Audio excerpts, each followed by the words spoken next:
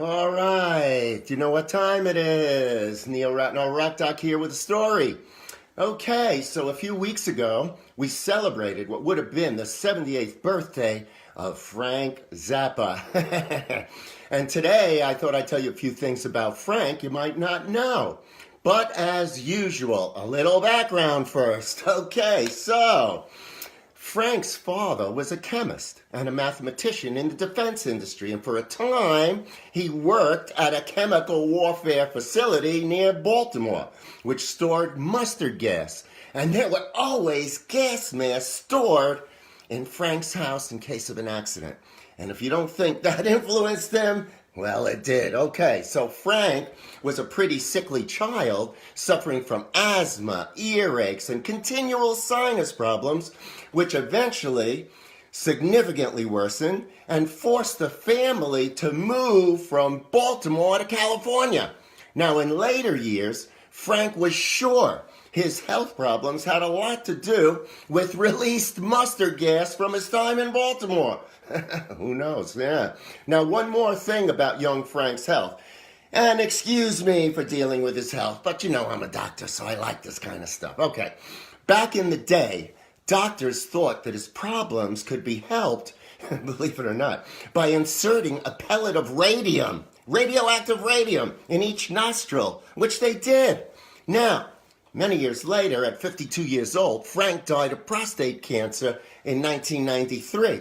And although no studies were ever done, it's certainly possible that the early radium somehow contributed to the later cancer. All right. And if you're at all familiar with Frank's music, you're aware of all the references to germs, germ warfare, and the defense industry in general, as well as nasal references and imagery. And now you know why all of that stuff is there. It had to do with his early childhood, his sickliness, his father, the defense industry, the mustard gas. All right. A good background for writing material, I would say, right? Okay, yeah. Now, moving right along. Frank's first instrument was the drums. He was interested in sounds for their own sake, particularly the sounds of drums and other percussion instruments. And by age 12, he had obtained a snare drum and began learning the basics of orchestral percussion. But Zappa's deep interest in modern classical music began when he read an article in Look magazine about the Sam Goody store chain that lauded its ability to sell an LP as obscure as the complete works of Edgar Varese, Volume 1. Now, Zappa decided to seek out Varese's music, and he looked for over a year. He eventually found a copy totally by accident when he noticed an album because of the picture of this mad scientist-looking photo of Varese on the cover. Now, not having enough money with him, he persuaded the salesman to sell him the record at a discount. And that began his lifelong passion for Varese's music and that of other modern classical composers. All right, now, listening to Frank's music, many would think that he was heavily into drugs. But actually, it was the opposite. He was strictly opposed to the consumption of any mind-altering substance and threatened to fire any and all of his musicians found to be using drugs during a concert.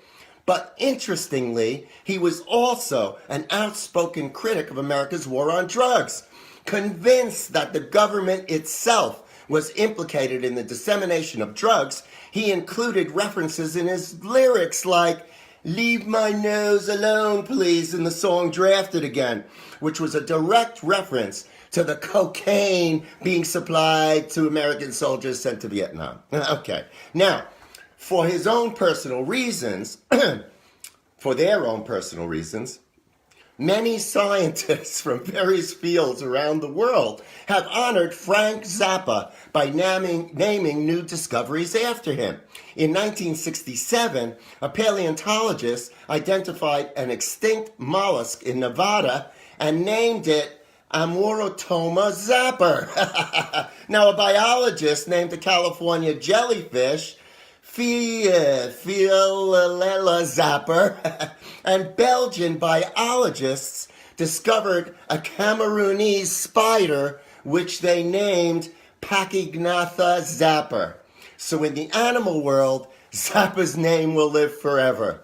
And we all have plenty to listen to, since Zappa released more than 60 albums with the band The Mothers of Invention and also as a solo artist. And since 1994, the Zappa Family Trust has released 38 posthumous albums, making a total of 100 albums.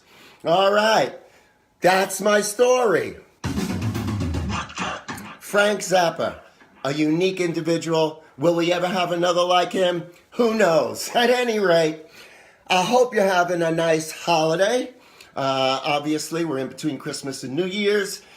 Tuesday is New Year's Day. We start a new year. Hopefully, everybody's going to have a wonderful year. My book is coming out January 28th. I'll be doing some readings in the next couple of weeks. And I hope everybody will go out and get a copy. At any rate, Neil Ratner Rock Doc signing off for now, but I think I'm going to do a live broadcast on New Year's Day. I got a nice story about Jeff Lynne that I think you'll all enjoy. All right, Neil Ratner Rock Doc. Have a great weekend, rest of your holiday. I'll see you maybe Tuesday with another great story, and that's it for now. Bye.